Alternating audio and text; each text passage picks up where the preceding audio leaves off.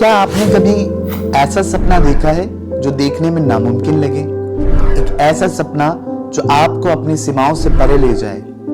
आज हम आपको एक ऐसे व्यक्ति की कहानी सुनाने जा रहे हैं जो एक साधारण मोची कॉबलर था, लेकिन जिसने भारत के इतिहास को हमेशा के लिए बदल दिया। एक ऐसा इंसान जिसने ना सिर्फ गॉस्पेल फैलाया बल्कि शिक्षा, समाज सुधार और भाषा के क्षेत्र में क्रांति ला दी। उनका नाम था William Carey, father of modern mission. William Carey का जन्म 17 अगस्त 1761 को इंग्लैंड में हुआ था। उनका परिवार बहुत गरीब था। दिन में वो मोची का काम करते और रात में किताबों में ही खो जाते थे।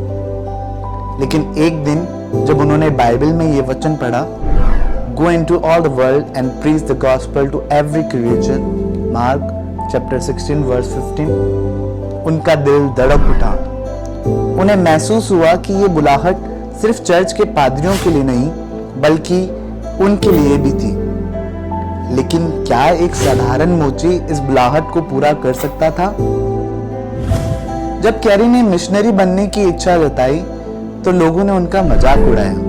एक चर्च लीडर ने तो यहां तक कह दिया, अगर परमेश्वर भारत को गॉस्पेल सुनाना चाहता तो वो खुद वहां किसी को भेज नहीं देता। लेकिन कैरी ने हार नहीं मानी। 1793 में बहुत संघर्षों के पश्चात वे अपने परिवार के साथ भारत के लिए रवाना हुए। पर भारत आते ही एक और दुखद घटना हुई। उनका छोटा बेटा बीमार पड़ा और इस दुनिया से चला गया। पत्नी डोरोथी इस गम को सहन नहीं कर पाई और उनका मानसिक संतुलन बिगड़ गया। आप सोच सकते हैं, नई जगह, भाषा भी समझ नहीं आती और परिवार टूट रहा है।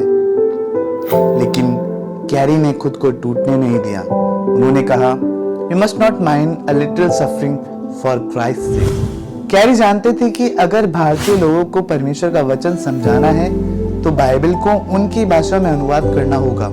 उन्होंने संस्कृत, हिंदी, बंगाली, मराठी और कई भाषाओं में अनुवाद शुरू किया। लेकिन फिर 1812 में कुछ ऐसा हुआ जिसने सब कुछ बदल दिया। सेरामपुर प्रिंटिंग प्रेस में भीषण आग लग गई।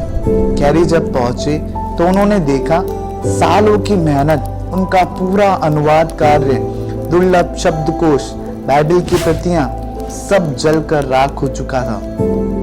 कोई और होता तो शायद हार मान लेता, लेकिन कैरी ने कहा, "The loss is heavy, but we are not discouraged." और उन्होंने फिर से शुरुआत की और कुछ ही वर्षों में उन्होंने पहले से भी बेहतरीन अनुवाद तैयार कर दिए। कैरी की सबसे बड़ी जीत, समाज को बदलने का मिशन। कैरी केवल बाइबल का प्रचार करने नहीं आए थे, वे भारत में शिक्षा और समाज सुधार भी लाना चाहते थे।